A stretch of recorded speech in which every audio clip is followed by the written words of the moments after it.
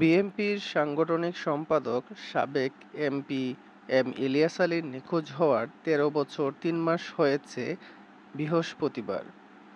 দীর্ঘ এই সময় ধরে পরিবার থেকে শুরু করে বিএনপির নেতাকর্মীরা ইলিয়াস আলীর ফেরার আশায় রয়েছেন, তবে এখনও তার সন্ধান মেলেনি। সাবেক এমপি এম ইলিয়াস আলীর সন্ধান কামনা করে বৃহস্পতিবার ১৭ জুলাই বাদ আসর বিশ্বনাথ পুরানবাজার বাইতুল আমান জামে মসজিদে বিশ্বনাথ পৌর বিএনপি ও অঙ্গ সংগঠনের উদ্যোগে দোয়া মাহফিল অনুষ্ঠিত হয়।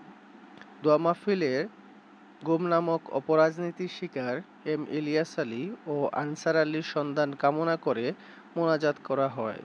একই সাথে গুরুতর অসুস্থ বেগম খালেদা জিয়ার সুস্থতা ও বিএনপির ভারপ্রাপ্ত চেয়ারম্যান তারেক রহমানের নেক হায়াত কামনা করে দোয়া করা হয়। মিলাদ ও দোয়া পরিচালনা করেন হাফিজ মাওলানা খায়রুল ইসলাম।